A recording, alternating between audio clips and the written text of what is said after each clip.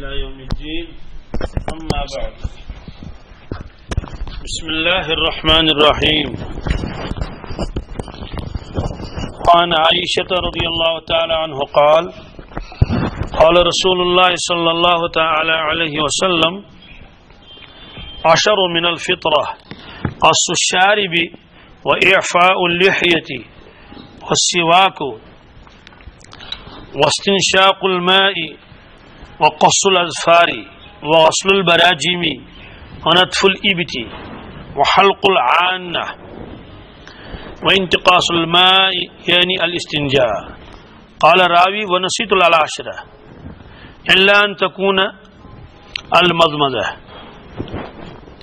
وفي رواية الختان بدل الإعفاء اللحية.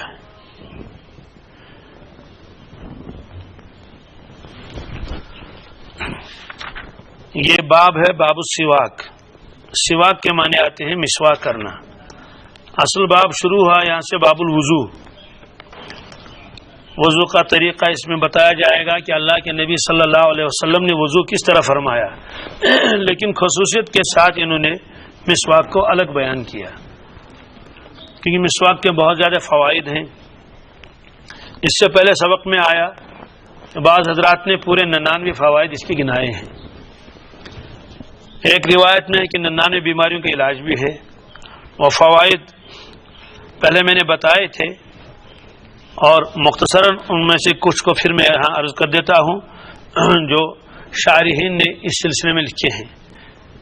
ایک حدیث ہے اس میں ہے کہ اللہ تبارک تعالیٰ خوش ہوتے ہیں، راضی ہوتے ہیں مسواک کرنے والے سے. گویا کہ اللہ تعالیٰ کی رضامندی کا اور خوشنودی کا باعث ہے مسواک کرنا. سنت ہے مستقل، اس کا ثواب بھی ملتا رہتا ہے. جو آدمی مسواک کرتا رہتا ہے، اپنے منہ کو صاف رکھتا ہے، فرشتے اس سے محبت کرتے ہیں. شیطان کو یہ چیز بہت ناپسند ہے کہ ایمان والا اپنے منہ کو کیا رکھے، صاف رکھے. وہ چاہتا ہے کہ اس کے منہ سے بدبو آ جائے اور فرشتے اس سے دور رہیں.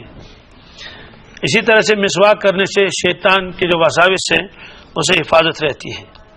مسواک کرنے کے بعد جو کام کر لے گا، چاہے طواف کر لے، چاہے تلاوت کر لے، چاہے ذکر کر لے، اس میں ثواب بڑھ جاتا ہے.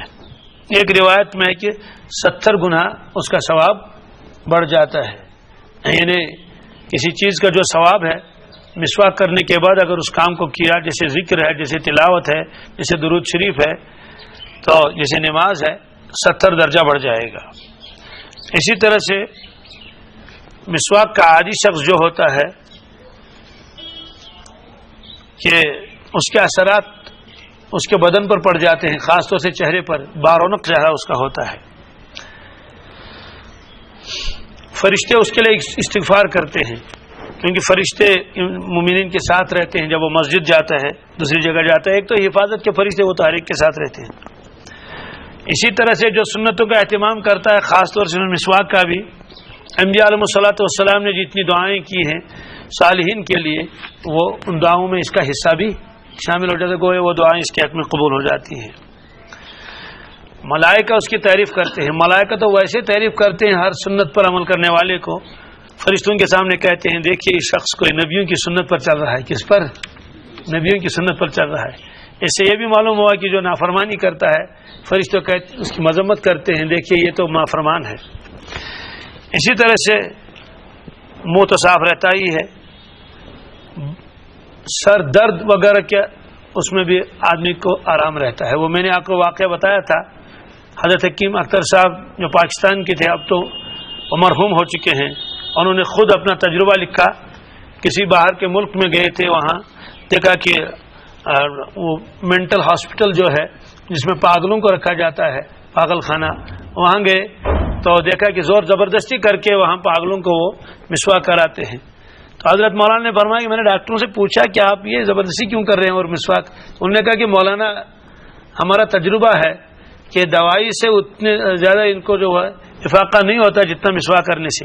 مسواک کرتے رہتے ہیں، ان کا منہ صاف رہتا ہے اور لعاب نکلتا رہتا ہے، بلغم ولغم دور ہو جاتا ہے، تو ان کو بڑا سکون ملتا ہے. اب دیکھیے، ہاں تو تجربے کی بنیاد پر انہوں نے ان کے اوپر یہ لازم کر دیا ہے. اس طرح سے داڑھ کا مضبوط ہونا، اور پھر دوسری بات یہ کہ منہ صاف شفاف رہتا ہے، فصاحت و بلاغت میں بھی اثر آتا ہے، اور بھی بہت ساری اس کے وہ فوائد لکھے ہیں. نگاہ تیز بھی ہوتی ہے اس سے، قوت حافظہ اس سے بڑھ جاتا ہے.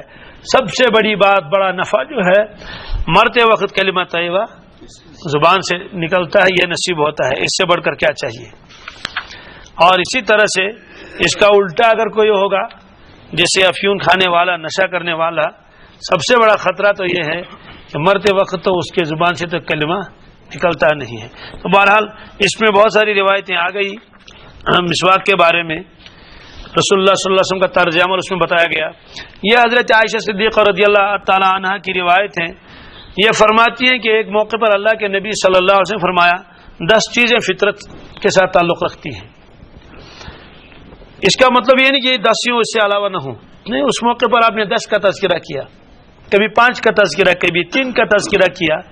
اس لیے عدد مقصود نہیں ہے، یہ اعمال بتانے مقصود ہیں. جیسے ایک موقع پر آپ نے فرمایا مسلمان کے اوپر 6 حق ہیں. وہ سلام کرے تو اس کا جواب دے دے، بیمار ہو جائے تو عیادت کر لے، کسی کا انتقال ہو جائے تو اس کے جنازے میں شریک ہو جائے. اس طرح سے آپ نے کئی چیزیں گنائی، لیکن دوسرے موقعوں پر اور بھی حقوق ان کے ہیں. 12 اس میں 10 آئے. فرمایا 10 من الفطرہ، یہ 10 چیزیں فطرت کے ساتھ تعلق رکھتی ہیں. فطرت کیسے کس کو کہتے ہیں؟ فطرت کے معنی انبیاء علیہ الصلوۃ والسلام کی عادتیں، انبیاء علیہ الصلوۃ والسلام کی عادتیں. مطلب یہ کہ یہ نبیوں کی صفات ہیں.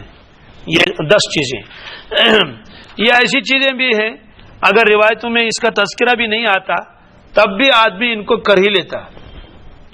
مثلا اس میں یہی آئے گا ناخن کو کاٹنا.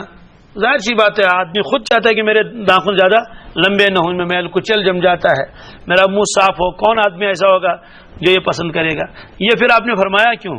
یہ امت کی تربیت کرنی تھی. سوال کیوں؟ سن لیجئے. 2 طبقے تھے اس زمانے میں، یہود اور نصارہ. دونوں کے اندر، ایک کے اندر افراط، ایک کے اندر تفریط. اس لیے قرآن پاک نے ایک جگہ فرمایا یا ایھا الذین آمنوا لا تحرموا طیبات ما احل اللہ لکم ولا تعتدوا ان اللہ لا يحب المعتدین. اے ایمان والو، جن چیزوں کو میں نے آپ کے لیے حلال کیا ہے ان کو اپنے اوپر حرام مت کر لو. ولا تعتدوا، حد سے مت نکلو. اللہ تعالیٰ حدود سے نکلنے والوں کو پسند نہیں فرماتے ہیں. یہ کیا فرمایا اللہ تعالیٰ نے؟ یہود کے یہاں کیا تھا؟ اتنے بے باک تھے، جس چیز کو حرام کیا تھا اللہ تبارک تعالیٰ نے، اور موسیٰ علیہ الصلوۃ والسلام بے دھڑک اس کو استعمال کرتے تھے، بالکل کوئی پرواہ نہیں.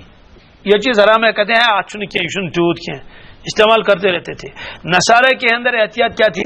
وہ حلال چیزوں سے بھی اپنے آپ کو بچاتے تھے، اس لیے وہ گوشت نہیں کھاتے تھے. نصارہ راہبانہ زندگی گزارتے تھے، بالکل ترک دنیا کرتے تھے، کیونکہ ان کا عقیدہ یہ تھا جو آدمی دنیا کے کاموں میں مشغول ہو جائے وہ اللہ کو نہیں پا سکتا. اس لیے نہ بیوی ہو، نہ بچے ہوں، نہ گھر ہوں، کہیں جنگل میں چلے جائیں کسی غار میں اور وہیں بیٹھ کے اللہ اللہ کر لیں گے، تب اللہ تعالیٰ تک ہم پہنچ سکتے ہیں. یہ ان کا تصور تھا. راہبانہ زندگی گزارتے تھے. اور یہود کے یہاں یہ تھا. کیوں؟ یہود نے کہا کہ بھائی اللہ تعالیٰ کو تو وہ پا سکتا ہے، اللہ تعالیٰ اس آدمی سے راضی اور خوش ہو سکتا ہے جو دنیا چھوڑ دے، ہم سے تو ایسا ہوگا نہیں. اس لیے نہ حلال کی پرواہ نہ حرام کی پرواہ، سب کرتے رہے. کہتے ہیں کہ جب اللہ تعالیٰ تک پہنچیں گے ہی نہیں. اور ادھر سے گھمنڈ تھا کہ نانو ابناء اللہ و احباہ، ہم تو اللہ تبارک تعالیٰ کے بیٹے اور اس کے محبوب ہیں. یہ قرآن پاک میں ہے. کبھی کہتے تھے کہ ہم جہنم میں جائیں گے نہیں، نبیوں کی اولاد ہیں. یہ تو صحیح تھا، وہ تو نبیوں کی اولاد ہے نا یہود. یہ تو بنی اسرائیل ہیں. بنی اسرائیل کے معنی آتے ہیں یعقوب علیہ الصلوۃ والسلام کی اولاد. اسرائیل ان کا لقب ہے. اسرائیل عبرانی لفظ ہے، اس کا ترجمہ عبداللہ. تو گویا کہ حضرت یعقوب علیہ الصلوۃ والسلام جن کا لقب عبداللہ ہے ان کے بیٹے تھے، بنی منی اولاد. اس لیے غمنڈ تھا کہ پدرم سلطان بود، ہمارے آبا و اجداد تو انبیاء علیہ الصلوۃ والسلام ہیں، بڑا نبیوں کی اولاد کو جہنم میں جلنا پڑے. اور جب بہت ہی ڈراتا تھا کوئی تو کہتے تھے لن تمسنا النار الا ایاما معدودہ.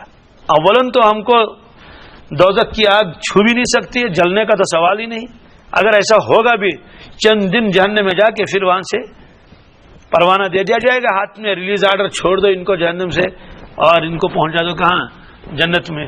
تو جن آدمی کو کبر و غرور کا یہ عالم ہوگا، کیا وہ شریعت کا پاس لحاظ رکھیں گے؟ بے ڈر بے باک، ہم کو تو کچھ کرنے کی ضرورت ہی نہیں.